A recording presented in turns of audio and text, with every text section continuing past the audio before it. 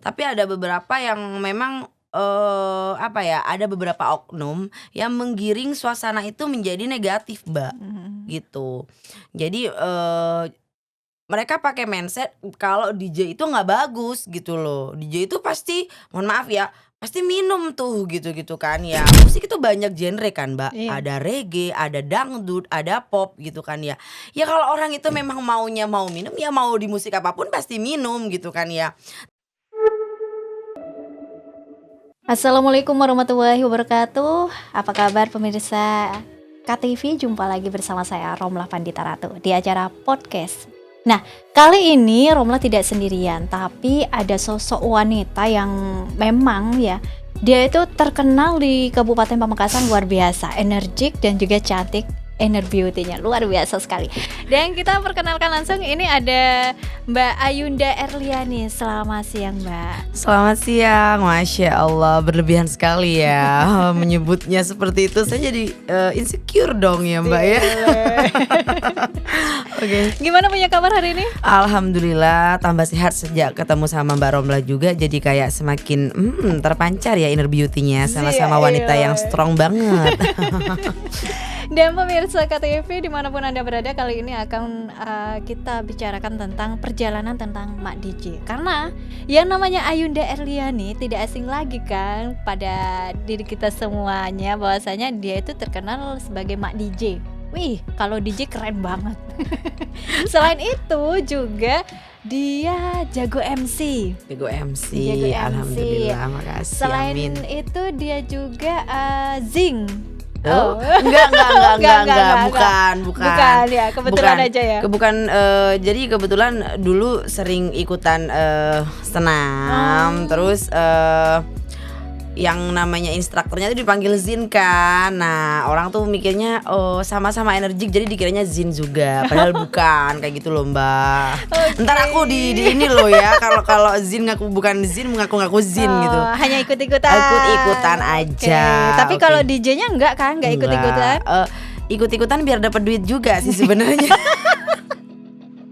Luar biasa, boleh nggak nanti Romlah ikut ya biar dapat duit juga gitu ya? Boleh. Atau di sini mau bikin program itu boleh. Silakan biar dapat duit ya. Oke, lanjut, Mbak. Oke, Mak DJ, perjalanan tentang Mak DJ, bagaimana dia itu menjadi seorang DJ. Padahal kalau istilah DJ, mohon maaf ya, itu perkataan hal wanita yang nggak bener gitu katanya ya. Okay. Padahal tidak semuanya seperti itu. Tidak semuanya. Dia berhijab tapi luar biasa. Dia DJ-nya luar biasa. Oke.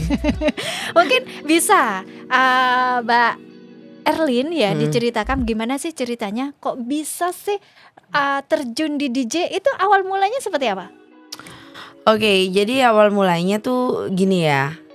Kita kan seiring berjalannya waktu, perkembangan zaman gitu, Mbak. Nah, waktu itu aku tuh kayak yang apaan sih kayak gini musiknya bla bla bla gitu. Terus teman-teman bilang, "Ih, bayar loh segitu." Hah, masa kayak gitu bayar gitu kan ya. Akhirnya aku cari tahu, terus kayak aku tiba-tiba ngelihat DJ beneran gitu kan ya. Gitu doang aku bisa gitu kan. Jadi jiwa yang pernah menjadi penyiar ini meronta-ronta gitu kan ya. Gitu doang bisa gitu loh. Masa gitu doang dapat duit gitu. Why not gitu. Kita selaku orang Madura gitu, kenapa nggak bisa kalau memang itu bisa dijadiin cuan kayak gitu. Akhirnya ada salah satu temanku yang memang jago juga, orang Pamekasan, namanya DJ Yugeng waktu itu. Dan kebetulan kan aku ngepartner di studio dia kayak gitu. Jadilah begitu DJ Alin atau Mak DJ kayak gitu. Cuman aku tidak merambah ke dunia itu yang sesungguhnya, Mbak. Karena tadi Mbak bilang ya, mindset seseorang itu tentang DJ, apalagi di Madura, pastilah negative thinking gitu ya. Jadi aku lebih ke kayak cooling down di sini aja gitu, sembari ya biar bisa ketemu Mbak Romla, ngejob bareng, MC bareng kayak gitu-gitu aja sih. Jadi ceritanya tuh lebih ke kayak kalau orang Madura, Cak Madura nah rasa ingin taunya tuh gede, apa ya, pangatarona gede banget gitu, ya nggak sih Mbak? Jadi kayak kita tuh nggak suka disepelekan dan kita juga penasarannya tinggi banget dan kita pasti bisa kayak dia kayak gitu tuh ya. Kayak gitu kita muda, apalagi kita yang atau Mbak Romlah yang memang dunia broadcasting atau apa, tinggal kayak kita pengen belajar nggak sih kayak gitu. Terus jadi banyak macam-macam genre lah gitu, atau memang kayak kamu mau jadi yang DJ studio aja atau kamu live perform kayak gimana gitu, itu kan ada gitu semuanya. Jadi tergantung kembali ke diri kita, atau kayak mau ikut musiman juga boleh gitu. Jadi sebenarnya aku tuh musiman aja musiman gitu Mbak. gitu ya. Karena kan tidak aku jadikan satu-satunya panggungku gitu loh, maksudnya ngerti nggak sih? Jadi yang penting ya udahlah, yang penting bisa dan ngasilin duit. Tapi kalau mau totalitas, teman-teman mau totalitas nggak apa-apa. Sekarang tuh banyak di Surabaya tuh dibuka les-les DJ kayak gitu. Cuman ya pastinya pekerjaannya di diskotik gitu. Kalau Mbak Alin sendiri tuh belajar DJ-nya itu ke siapa pertama kali? Oke, ke DJ Yugeng ya. Oke, jadi tuh orang pada mau juga. Jadi udah kayak bestie, udah kayak adek, jadi partner kayak gitu. Dia punya studio sendiri gitu, private untuk dia bekerja kayak gitu. Jadi tuh ada studio pribadinya Mbak gitu. Jadi kalau teman-teman juga mau belajar bisa di Surabaya atau bisa ke temanku itu kayak gitu. Kalau katanya Mbak Alin tadi tuh hanya musiman, benar. kalau ada cuannya. Benar karena kan Madura Mbak tahu sendiri musim ini ikut ya kan, dan kebetulan sekarang lagi musim tembakau. Boleh kan, jadi mungkin Mbak Romla ini juga bisa kan nimbrung sama pebisnis ya. Sekarang lagi musim opening gudang tembakau kayak gitu. Jadi kita mungkin juga bisa mencari peruntungan di situ Mbak gitu. Apalagi kita kan juga deket sama petani. Atau kita sendiri seorang petani gitu kan, lebih gampang lagi. Terus kita tinggal join aja ke bos-bos yang ada di gudang. Jadi musiman kayak gitu. Sama kalau kayak DJ gitu juga. Jadi sekarang lagi kayak kalau musik nggak ada matinya sampai kapanpun. Cuma mungkin kayak sekarang bukan hal yang tabu lagi nih Mbak untuk genre DJ gitu kan. Tapi mungkin ada masih beberapa masyarakat yang menilai kata Mbak tadi negative thinking gitu. Bener. Sehingga kayak salah kaprah.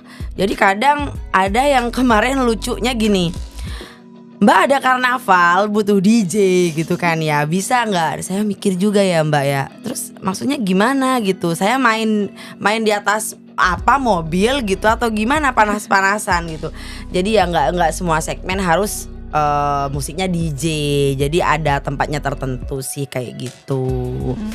Cuman yang namanya orang Madura kayaknya bodo amat ya, tipikalnya lebih ke kayak aku suka ini ya udahlah aku pengen begini kayak gitu-gitu. Cuman kalau aku pribadi lebih ke kayak mikir dulu gitu kan, ini bagus nggak sih untuk kedepannya penilaian orang-orang gitu. Jadi kita udah semakin gede ini, memang istilahnya suka-suka gue. Kita kan hidupnya terserah kita, cuman kita kan nggak bisa dipungkirin hidup di lingkungan masyarakat yang akan menilai kita tuh Mbak gitu. Jadi nggak bisa kita selalu memikirkan terserah aku ya kan, karena pasti ada yang menilai. Walaupun kita hidup di zaman apa ya, anggaplah aku makan sendiri bukan urusan kamu. Tapi nggak bisa, kata Mbak tadi pastilah ada orang yang pro dan kontra ke kita. Bener gitu. banget. Nah kalau masalah cuan tuh boleh tuh Romlah intip. Sekali nge-DJ itu mendapatkan berapa sih? Itu kalau hanya kayak live studio itu kan 1 jam. Itu bisa 1 juta sampai 1,5 1 jam kayak gitu. Terus kalau kayak diundang di Ulta gitu, itu bisa di budget 3 atau 2,5. Itu saweran sendiri atau beda? Beda saweran gitu ya. Tapi kalau live tuh nggak ada sawer Mbak gitu kan. Itu biasanya klien kita jauh-jauh dari Malaysia, mereka nontonnya live. Jadi Pak lewat sosmed juga nontonnya. Boleh nge-DJ di sini nanti? Nanti nggak jadi kerja Mbak ya. Malah jadi nge-DJ ya. Iya. Oke. Jadi lebih ke kayak kalau dulu sebenarnya itu kan nggak ada tampilan wajah kita tuh Mbak waktu zaman itu di 2012. Jadi tuh masih MP3. Jadi kayak DJ Kayak di radio gitu ya. DJ-nya tuh kayak DJ gitu Mbak gitu. Tapi kalau sekarang kan sudah ada YouTube, udah performa kayak gitu-gitu. Jadi itu lebih ke kayak mungkin lebih menarik ya bagi masyarakat gitu. Dan banyak yang jadi tertarik ingin jadi DJ gitu. Cuma ya itu pesanku tadi, selagi memang orang tua nge-support ya why not gitu. Kalau aku pribadi lebih ke kayak mikir jangka panjangnya aja. Jadi pasti kata Mbak tadi, semakin tinggi pohon akan semakin banyak diterpa angin kencang gitu. Jadi aku orangnya udah ngebaca pasti ada angin di situ gitu. Jadi nggak siap aja kalau anginnya angin ribut. Bener. Ya gitu. Itu gimana sih ceritanya kok dipanggil Mak DJ kok nggak DJ Alin gitu ya? Iya. Sebenarnya aku pakai nama Alin itu pas muncul aku nge-DJ itu sosmedku aku ubah namanya Alin. Karena kalau DJ Erlin tuh nggak bagus kedengarannya. Jadi aku pakainya namanya Alin. Jadi 2012 aku ganti nama Alin. Kalau di rumah kan Erlin, kalau di anggaplah nama terbang Alin gitu. Berarti terlalu banyak nama gitu ya. Banyak nama.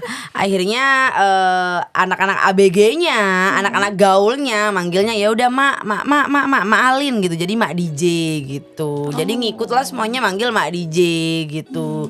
Ngikut berjamaah lah gitulah, namanya anak ABG lah Mbak ya gitu. Jadi suka-suka mereka manggilnya kayak gimana. Akhirnya teman-teman yang lain kenalnya Mak DJ kayak gitu. Tapi kalau di rumah hati-hati, ntar malah gak kenal nanyain Mak DJ itu siapa gitu ya. Bisa sebut nama bokapku aja. Oke. Mbak Alin, ini kan sekarang itu lagi boomingnya di kafe-kafe, itu DJ ditutup dan sebagainya gitu. Itu menurut Mbak Alin setuju nggak? Begini, setuju nggak setuju sih ya. Gini, untuk kaum memang gini loh. Jadi sebenarnya teman-teman di kafe tuh mungkin kayak pengen kafenya rame.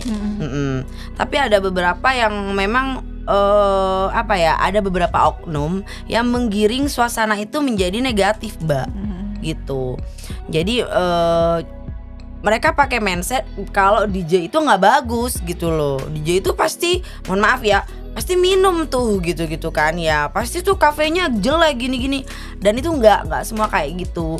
Jadi tergantung pribadi kita harus bisa membuktikan kepada masyarakat kalau nggak semua musik yang berhubungan dengan musik DJ itu arahnya ke arah negatif gitu. Karena begini, musik itu banyak genre kan Mbak, ada reggae, ada dangdut, ada pop gitu kan ya. Ya kalau orang itu memang mau minum ya, mau di musik apapun pasti minum gitu kan ya. Tapi kalau kita bisa menggiring opini positif kepada masyarakat bahwasanya all musik itu nggak harus yang negatif, apalagi dengan genre DJ gitu. Tapi karena mungkin masyarakat itu taunya kalau DJ itu di diskotik, terus tiba-tiba ada di sini gitulah. Jadi mungkin mereka mengira bahwa kebiasaan yang di diskotik akan ada di sini, itu tidak gitu loh ya. Jadi yang namanya kita tetap sebagai warga yang istilahnya gerbang salam di sini, kita tetap akan menghargai segala sesuatunya yang memang dalam tahapan masih terjagalah untuk hal itu. Jadi nggak vulgar banget kayak gitu. Jadi nggak setuju, cuma mungkin jadi pembelajaran juga ketika memang sama Pemkab atau sama masyarakat sendiri ada penggiringan bahwa gak boleh DJ gitu loh ya. Gak apa-apa, cuman kita juga harus bisa mengedukasi bahwasanya memang kita hanya ngedatengin DJ aja dan gak ada apa-apa yang perlu dikhawatirkan kayak gitu. Dan kita selaku pengusaha kafe, kita juga harus bisa menunjukkan bahwasanya kita di sini nongkrong sehat Pak kayak gitu. Jadi kita juga harus sama-sama belajar dan menerima kritikan dari masyarakat, karena balik lagi kita nggak hidup sendirian. Bener banget gitu, Mbak. Dan yang ada di kafe sana pun itu cuma nggak asal-asal minum gitu Enggak, ya. Mereka nggak kan cuma mungkin. pengen happy, dengerin musik, ngilangin rasa Betul. stres dan Kayak Mbak sebagainya. kalau lagi pengen ngafe ya udah. Jadi kalau Mbak pengen ngafe nongkrong minum, cari inspirasi, cari ide Mbak buat on air gitu kan ya, itu bisa. Bener. Cuman kebetulan mungkin lagi karena ada musik DJ, jadi masyarakat tuh ngiranya kita ada party gitu loh ya kan. Jadi mindset party ke mereka mungkin kayak sesuatu yang negatif gitu, padahal enggak lah. Jadi semua kalau menurut aku ada tempatnya lah Mbak gitu, ada porsinya masing-masing. Iya sih. Hmm. Selama menjadi DJ, suka dukanya tuh apa sih? Suka dukanya itu sukanya duit ya. Ya iyalah, remaja Duh. juga suka duit. Dukanya itu dikit-dikit terposting yang seakan-akan serono gitu loh Mbak. Serononya gimana? Jadi kayak gini. Tahun baru ada seorang ini mengisi di salah satu kafe Pamekasan bla bla bla. Waduh gitu kan. Udah kayak yang jadi apa ya? Aku kan biasanya nggak ngehijab kalau pas nge-DJ gitu kan ya Mbak. Kan dulu pernah ngehijab cuma mengandung pro dan kontra. Jadi semacam aku kayak memporak-porandakan image gitu kan ya, ngerasanya gimana gitu. Ya udahlah, aku pas nge-DJ aku lepas hijab kayak gitu. Cuman aku ngerasa pakaianku masih sopan lah ya gitu. Ya kan nggak mungkin loh aku nge-DJ pakai jubah gitu kan ya kan gitu kan, musik. Sekali-sekali nggak apa-apa sih. Kalau aku sih oke aja, cuma pandangan orang pasti itu akan menggiring ke opini yang ngehujat jadinya Mbak. Iya benar. Ngapain sih pakai kerudung gini-gini, ngapain pakai gitu, itu malu-malu gini kan, banyak lah. Jadi aku kayak yang bukan apa ya, jadinya bukan kayak aku ingin gimana gitu, malah aku kayak mancing orang untuk berpendapat yang kayak apa ya, ngehujat jadinya gimana tuh gitu. Padahal niatku ya udahlah gitu kan ya, aku ingin menunjukkan bahwasanya apapun aktivitas kita bisa dengan yang gamis, islami atau apa. Cuman ternyata kan masih banyak pola pikir yang tidak semudah itu kita untuk menggiring mereka ke sesuatu yang positive thinking gitu loh Mbak. Iya benar, karena wanita di situ selalu banyak fitnah. Meskipun wanita itu benar ya. Betul. Fitnahnya luar biasa di biasa luar. ya kan. Mau pakai hijab ataupun nggak pakai hijab, kalau udah difitnah, Ya. wow. Ini untungnya aku tampil di media ini ya, kelihatan. Jadi aku bareng Mbak pun nggak ada fitnah. Seandainya cowok nanti difitnah ya. Di fitnah nggak juga sih ya. Operatornya kan juga di belakang. Oke, ini kan sudah terkenal tuh Mak DJ, udah jadi DJ yang udah lumayan lah, saya lihat tuh postingannya beribu-ribu, bahkan ribetnya luar biasa, bahkan sampai kalau di sawer banyak gitu ya.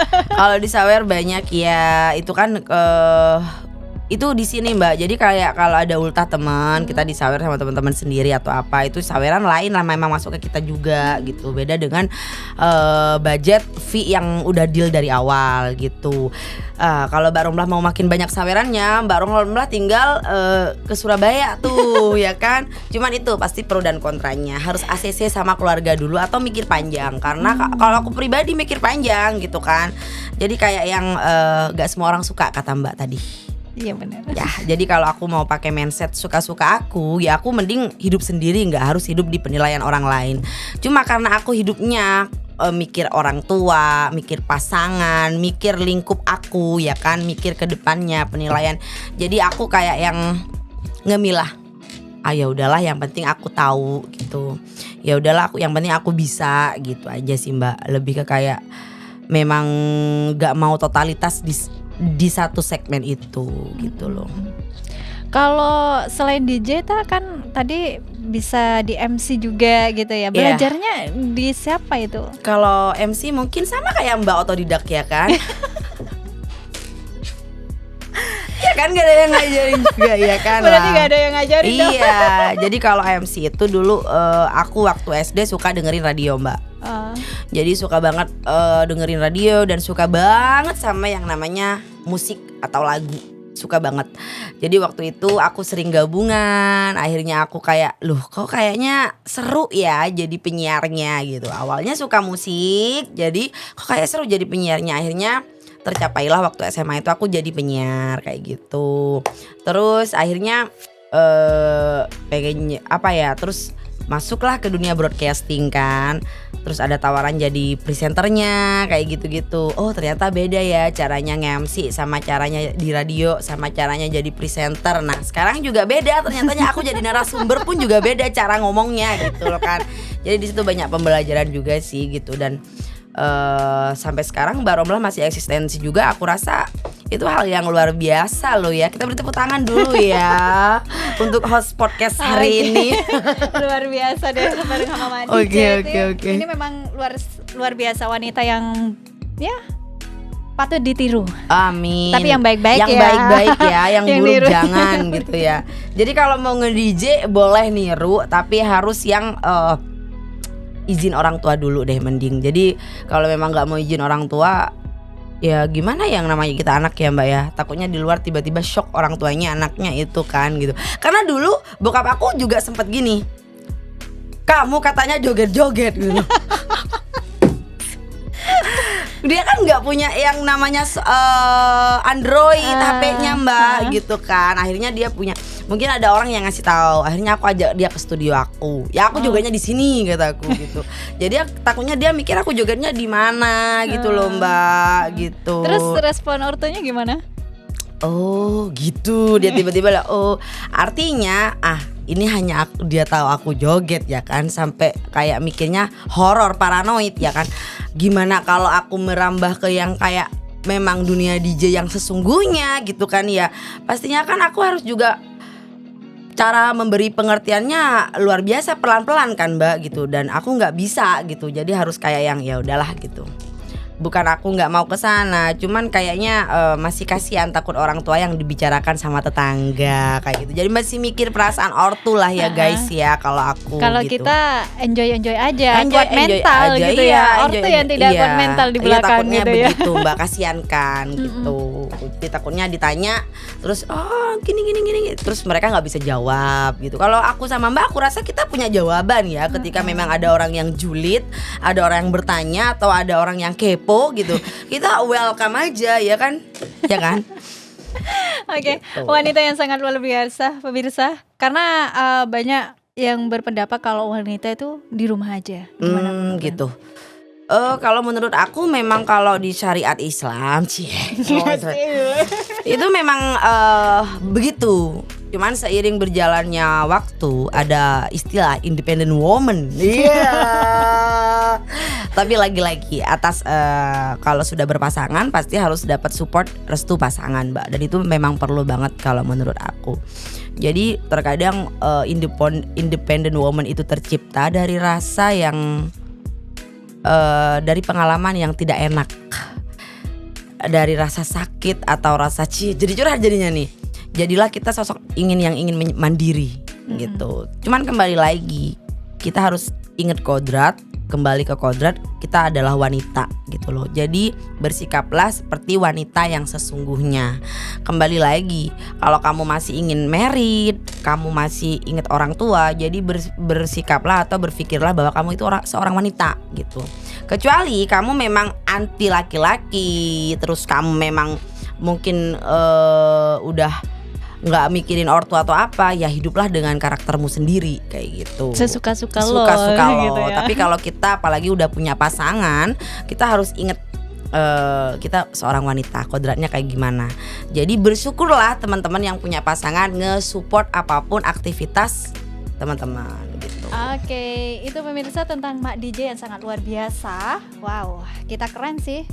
Pengen lama-lama sih sebenarnya, tapi kapan-kapan aja dulu Kapan-kapan ya. aja dulu. Mungkin ada hal yang mau disampaikan kepada pemirsa KTV sebelum kita pamit.